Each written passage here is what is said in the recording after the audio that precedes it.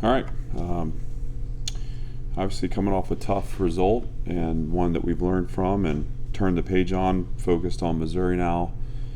Obviously a chance again to go win a game on the road in an exciting environment against a really good team. And there's a lot to like about this Missouri team. They're really good on offense. They have been for a few years. They're really good on defense. They have been for a few years. They're solid on special teams. I think Eli's done a great job there building a program that has become kind of one of the standard bearers in our conference and a program that's obviously garnered national attention. So great challenge for us, great opportunity for us. Feel like the guys responded the right way Sunday, and we're off to work here in our prep. And so with that, I'm happy to open up for questions. I think you alluded to some things that didn't work right in practice or during the week. What allowed you to have time to process what went wrong and what you saw? What did you learn from that? It actually wasn't the physical work that bothered me last week. I think I said that. There was nothing in terms of our work output on the field or the GPS numbers or our speeds or anything like that showed me concern. It was more along the lines of focus and approach, and it's guys, being on time, guys, being disciplined and consistent, and the energy. We were in a morning operation, and so I can sense when the guys are on the edge of their seats and leaning into it, and I can sense when they're holding back, and that was my feeling. Obviously, some of that is it's not hard when someone's late or not a check-in on time. Like, that's a pretty clear indicator that we're not where we need to be, and those things were all addressed emphatically in the moment. I mean, there was nothing that wasn't checked all the way up until we put the ball down to play. I think at the end of the day, the message after the game is when we're undisciplined off the field, as we were this week, we play an undisciplined game on the field, and it's drawing a correlation to that, and reinforcing this message that's been consistent in our program, that we're a team that's good enough to win every game we play, but we're not good enough to not play the game the right way, and certainly detail and focus is a part of that. I thought we played with passion in the game. I don't think we played a clean game, and Georgia State was better than us on Saturday. So it's a tough lesson to learn, but it could be a great opportunity for us to mature as a team and to move forward.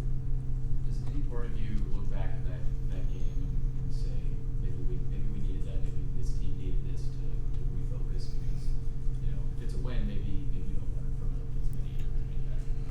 Well, I think, I'd much rather learn that lesson from a win. So I don't want to, I wanted to make a stop and celebrate a win and then quickly shift into the same exact message to the team. The message wouldn't have changed. We learn it now through the pain of a bad result. And I think in a lot of ways, we're still learning how to, we're still learning and growing in this process-oriented approach to winning and to the season, and I think we maybe punched beyond expectations early, not internal expectations but external, and that's fine. I mean, we can't allow external perception to drive anything that we do, but I think sometimes you can get distracted by your own success, and again, we have a good team, but we're not good enough to play a distracted game, and there was nothing. Again, if you put the practice film on, it looked like our team practice, and it's the mentality, the mindset that surrounds our players the other 21 hours in the day, and the discipline it takes to cut through all that, to be consistent in your approach. And that to me was what was off, and that's not to take credit away from Georgia State. I thought they played a really good, sound game, and I thought their quarterback played really well. And there were some things that he was able to fit balls in windows that I don't know. It's just, he played a sharp game. So I don't want to take credit away from them. Obviously, I wish that we would have represented ourselves better. That I think we could have come out of there feeling better about our performance. And had we felt better about our performance, I think we could have gotten a good result. We didn't have it. To your question, I'd much rather teach that lesson off a win than a loss. The last drive, when you watched it on film, what broke down? Would there be anything that you would change if you had to do it again? I think it's a hard look.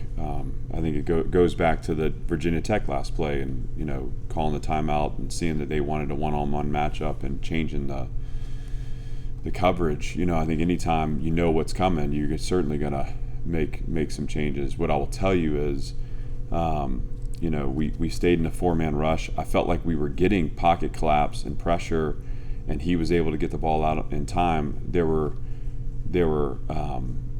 marginal breakdowns in our execution. The first snap,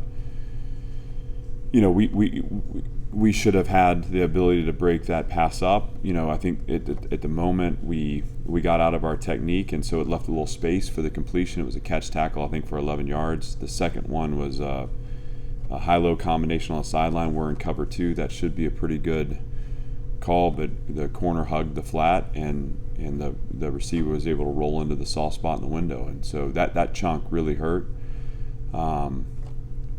We turned into man, and he fit a really tight ball into an over route where we had a man player and a vice player on it. I mean, it's just there were just things that I want to give him credit, because I think he outperformed us in that moment, and obviously we shifted into some zone, and we got him off track, off course. You're still trying to create some kind of negative yardage play, so you're trying to generate a little bit of pressure, maybe to knock him out of field goal range. And we ended up in a call that we had a post presence, but we had a one-on-one, and we didn't play the right depth and the right leverage. And so you pay for those mistakes. And I want to be clear, like every single one of those, I don't look at that and say, our players have to be better. Like I all of it starts, with ever expanding concentric circles starting at my desk. And so I want to coach and be responsible for a defense that understands all those things. Hey, what is the split? What should my leverage be? What is the situation call for my depth? And we can coach those things in the moment, but the best plays happen when the players have those things embedded within them, and they're out there playing to their instincts rather than thinking about where they need to line up. So certainly a lot to learn from it, but I think I don't know that I would go back, other than when the plays certainly you change. I think 4-man rush is the right call. I think mixture of zone and zone leverages was right. I think getting into some man was a good thing. I think obviously I hated giving up a one-on-one completion to finish it out, and unfortunately we don't get a chance to redo those things. Khordae, Sydnor, Zaylin, Wood, what's the update on them? Well, as you know, we're starting availability reporting, Aria, so we'll have a full scale report tomorrow. But Khordae's, he's going to be working back in this week.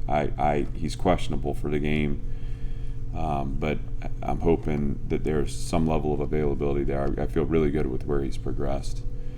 And Zaylin probably won't be available. He's working through an ankle, and it's just going to take a little time.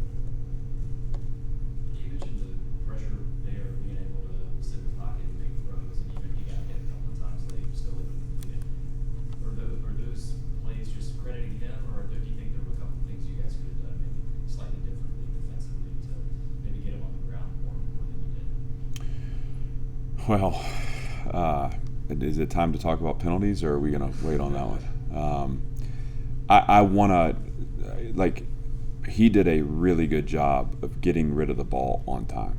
And for all that we do in our shell and the multiplicity of our coverage, a lot of times we can bank on the quarterback clutching the ball, even if it's for a half second.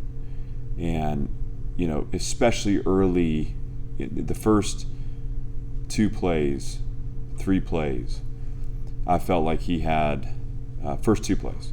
I felt like he really saw the field well and was able to work through his progression really quickly and release the ball. And I felt like there was pocket collapse happening. I didn't feel like, it was totally clean and he was just sitting back there. I think he had to get rid of the ball, but he was able to diagnose at a level that got it out of his hand before we were able to make contact. Some of those instances, like getting a hand up in the defensive line, we have length up there, so at times you can impact the path of the ball that way. And I think looking back at the game, I felt like we missed some of those opportunities. But when we shifted into man, I think the first time we were able to throw them out of rhythm. When we got into a zone later, we threw them out of rhythm, so we were able to get kind of the back and forth leveled out.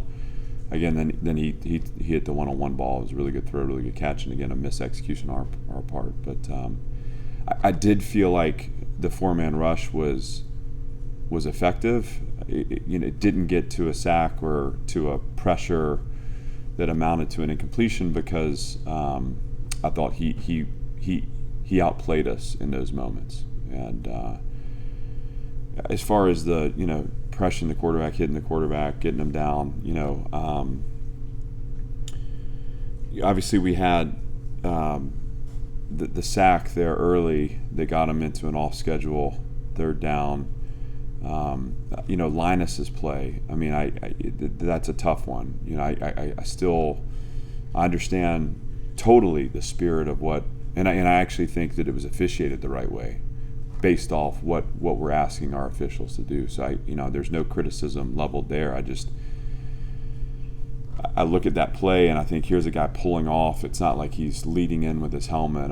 He's 6'6", and he's not burying the quarterback on the ground. We got called for that one in the Virginia Tech game. I did not feel like that was anything excessive other than a guy trying to make a play, and certainly don't feel like there was any intent there. I'm talking about the Virginia Tech play that was extra beyond just a guy playing hard and trying to impact the quarterback. I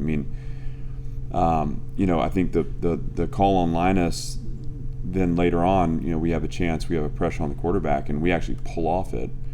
He ends up throwing the ball out of bounds. But I think we have to toe the line really well because we cannot stop being aggressive defensively. And these are conversations that we have to keep, working on internally and obviously pushing externally because it's just getting harder and harder to play defense. I even think with C.J. Taylor's play, from the dawn of time, if you throw a hole shot in cover 2, there's going to be contact made. That's just the nature of the game. Could we have gotten a better reroute and slowed the route down and maybe had a chance to finish on the ball? Sure, but in the moment where CJ's doing his job, makes contact with his shoulder, and again by the letter of the law, and the officials did a great job of explaining to me what they saw and why, and there's no criticism there at all. I think we have to continue to evaluate. We can't take all the risk out. We have to let them play too, and so that's maybe more of a bigger picture comment than anything specific to your question. But I obviously wish that we had CJ to start this game this week. I wish we had him to finish the game last week. Linus's play is a 3rd and long. We're off the field, and it's a drive that extends for a touchdown. CJ's play is a 2nd and long. That's a complete plus 15 that ends up in the end zone. It's just like those are really frustrating because they do have an impact. And again, there's no criticism here for how it was officiated. Those guys did an incredible job, and they did a great job of explaining to me exactly what they saw, and I appreciated that. This is more of a big picture comment on, playing defense in an era where we're really trying to, mitigate all the risk out of the game. Has the game been over-legislated from the top down? It feels like the expectations of asking guys who are moving fast to make a split-second decision about, blowing your head or, an inch or two that causes a targeting, or not letting up from the quarterback, or LSU got a pick six called back from hitting, from blocking the quarterback. It just feels like the game has gotten out of balance in terms of what's realistic to expect of players to still play football. Is that something you're seeing and feeling too? Well, and I guess my comments are kind of aimed that direction. You know, Teresa asked it last week about targeting and the penalty for targeting, and I mean, again, listen. I have kids, and I played a different game when I played. You know, it's just we are in a healthy way evolving our game. I think it's awesome, and you know, I want my kids to participate in a game that's safer, and I want us to do everything we can, but also we can't inevitably with any sport really, but certainly contact sport or anything that you participate in, there's always going to be some level of risk. These guys have to be able to play. I haven't been able to look at in terms of the national numbers. Obviously here internally we've taken on more penalties than we've ever taken on. You know, I mean, you know, and again, it's the ever-expanding concentric circles around my desk. You know, we're spending the time talking about cleaning our game up, and some of that's more operational than it is, you know, these bang plays that, you know, are hard.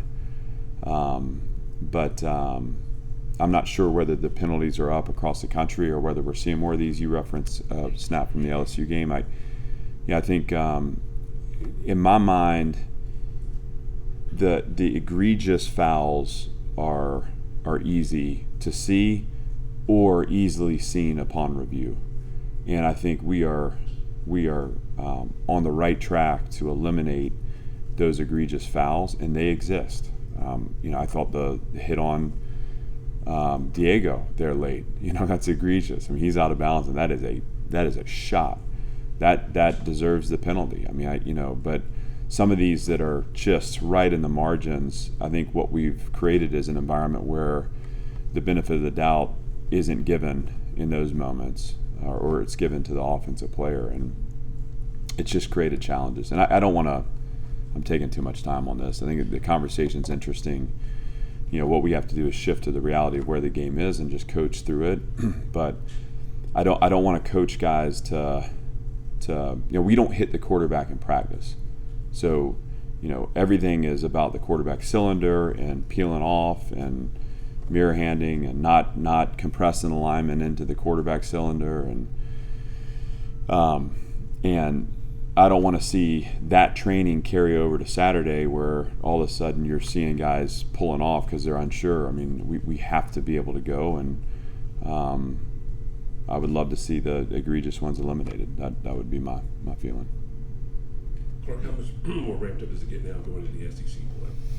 It's yeah. I mean, the energy, the natural energy is totally different. You know, I mean, that's a little bit of my cause for concern and being upset last week, but it doesn't need to change. You know, what needs to happen is that we have a process, we have a consistent mentality, and we continually attack. But these guys are excited. You know, they're excited to play a good SEC team on the road, and it will be challenging. And you know, that's why turning the page is so important from a week ago and just getting refocused. But certainly, it's anytime you're playing an SEC game, it's a great environment. It's going to be a lot of fun, and they'll be keyed up and ready to play. It still comes down to execution, which is focus. So we can have all the energy we want, but are we going to be in the right places with our eyes seeing the things that they need to see? And are we going to be sound, solid, and simple in our design and give our guys the best chance to go win? What have you seen in their offense? Well, you know, these are the same guys that we were playing, a lot of them in 22 up there, you know, and there's something to be said for that. Again, I credit Eli. I mean, I think, you know, they've seized on the opportunity in this new era as well as anyone. I mean, I really have a lot of respect for what he's built because he's done it through high school recruiting and retaining, and then they've had success finding additions in the portal too. And so, you know, with Burden, you know, Cook and these guys, you're seeing them again now for the third time, but yet I feel like they've strengthened around them, you know. So I mean, this is a good outfit, and they're what makes them unique is they formation motion and design you to find spaces. And so for them, you're going to play some offenses where how fast can they get the ball up down the field, and that's not how these guys play. They play a more methodical game. It's built around their stretch running scheme. It's short completions that allow playmakers to make plays in space, and then the ability to go up and over the top, as good as anybody. And so. We're going to have to be patient. We're going to have to build a stop. We've got to perform better on third down. And we're going to have to suffocate the ball in the perimeter, because any, completion behind the line or 5 yards or 3 yards or 7 yards has a chance to become an explosive if you're on your heels and you're playing passively. So it's a good offense. They've done a great job. They got good players, good scheme, and I think a really good identity that they play to week in, week out. Yeah, I mean that's we've asked for that to be reviewed, but because it was a second half infraction, he's out for the first half of the next game. Anything else? Coach, can you talk about Stowers? I know you got a little banged up. Do you have any update on that? Yeah, I mean, he's working towards being available. He didn't practice today, but this is something he's dealt with in the past, and as long as he gets to feeling better, we're hoping as the week goes he'll get some work with the offense, and then be available and ready to roll on Saturday. Obviously, I want him to build on the performance he had. I think he's starting to see the flashes of what he's capable of. It was good to have Brycen Coleman back today too. So he was able to practice today, which is a boost to that room. And Cam is a guy that needs to step up, and hopefully we're getting Cole back too, and so you hope you look up Saturday and you have the full allotment of the room. Obviously, if we played today, Eli wouldn't have been out there. So, Anything else? Thank you. thank you guys.